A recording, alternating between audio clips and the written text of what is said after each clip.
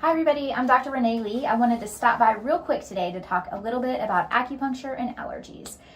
How does acupuncture treat allergies? So we're not really using acupuncture from the traditional thought process of acupuncture. Really, what acupuncture symbolizes is traditional Chinese medicine, which is a long history of acupuncture interfering with channels in your body that produce health outcomes. With acupuncture to treat allergies, I don't use that system at all. I actually use the ear, so that's called auricular therapy, and we use auricular therapy under a protocol that's called SAAT. So what is SAAT? Well, SAAT stands for Solomon Auricular Allergy Technique, SAAT. It was developed many years ago by a doctor in Maryland, Dr. Nader Solomon. And what we're doing is we're using the ear to intervene between the response of the immune system and the allergen. So we don't actually know how SAAT works, and they've done studies to find that SAAT is very effective, but we actually don't know what's called the mechanism of action of how SAAT works. And what we do is we use your body to ask questions if something is stressful or not. If it is, we consider it an allergy. And then we use a very specific finder tool in your ear to locate the one point for that one allergen in your body. And we insert a small, tiny needle into your ear. We don't poke it straight in like this. You're not gonna end up looking like Frankenstein with needles sticking out of your head. We actually slip it between the cartilage of your ear and the skin on your ear. And so it's really flat against your ear, and then we use these small circle band-aids and we cover the needle with the band-aids, and then you wear those for 3 weeks.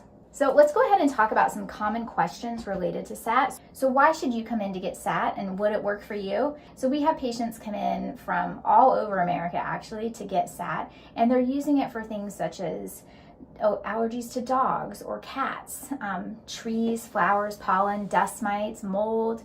We also have patients coming in for much more random things, or what you might consider random, what we consider an average day at the office, which might be cotton or polyester, might be drywall or concrete dust. Many patients come to see us for food allergies, and when we're dealing with food allergies, we're also going to look really broad at all of the digestive processes of your body, because what we really need to figure out is it just the food, or is it cross-reactivity? So for example, if you struggle eating apples that are raw, you might actually have a birch tree allergy.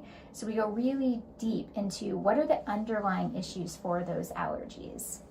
Some people come to our office and they don't understand what an allergy is, and they're not quite sure how to use that term. What they know is that when they have an exposure to something, they don't really feel that great, and they're hesitant to use the word allergy because we often think of allergy as life-threatening, which many allergies are very life-threatening. And if you have an anaphylactic allergy, we're going to talk about that in a minute. For all the rest of us that just get exposed to something and don't feel very good, what constitutes an allergy? We actually don't have to worry about that too much in our office. We're not going to do a traditional allergy test like the prick test that you'll get at the immunologist's office, or even the patch test. What we're going to do is we're going to use your radial pulse, and we're going to ask some questions of, does this substance cause stress on your body, or does this substance not cause stress on your body? And by asking that question, or when we ask that question, your pulse is actually going to change, and that's how we can find out if a substance is stressful to you or not. So if it is stressful, then we go ahead and do the SAAT. Another question we commonly get is, do you as the patient need to walk in with a list of things you're allergic to based on some other testing you've done? And you don't. If you come in with a list of things that you've already been tested for, we happily look at that list and we happily take it into consideration to guide us on how to move through all of our testing. But you don't have to have it. If you just know you don't feel good and you think it is around food, then we can start with that.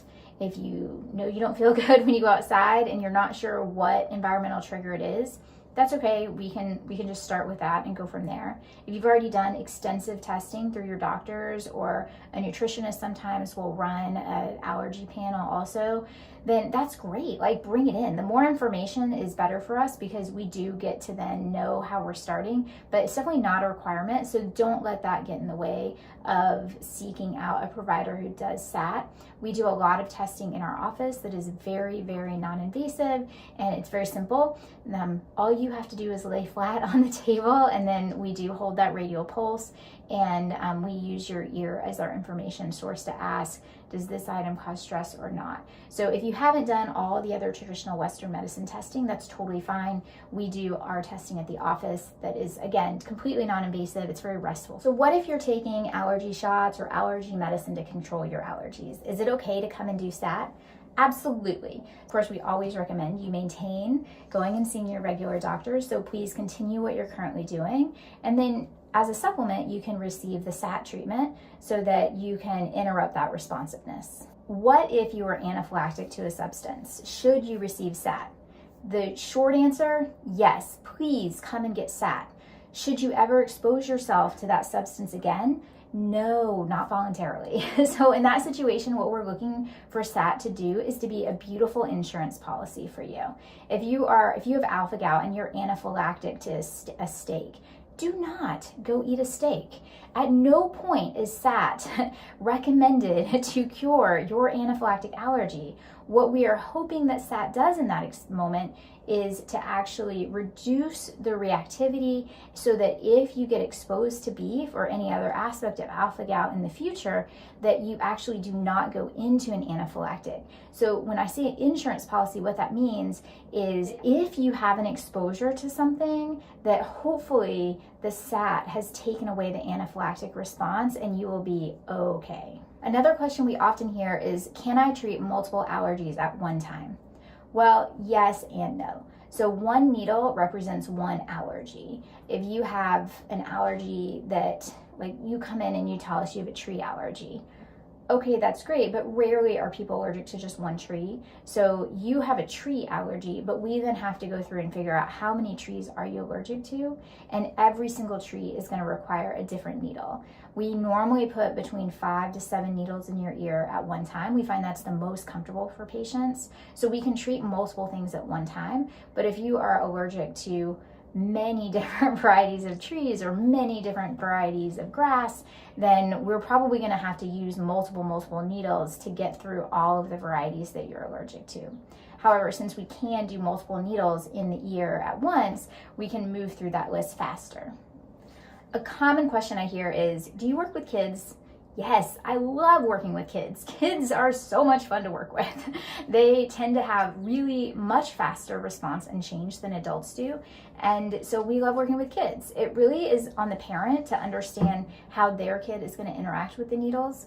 If you have a really laid back, low key, easygoing kid who never messes with their ears, then absolutely, we'll even put them in very young children. If you have a kid who is hyperactive and is always touching their ears and they're rubbing their face in the dirt, or they're jumping in the creek and the pond all the time, or they're wrestling with their siblings, then they might need to wait just a little bit until they're older.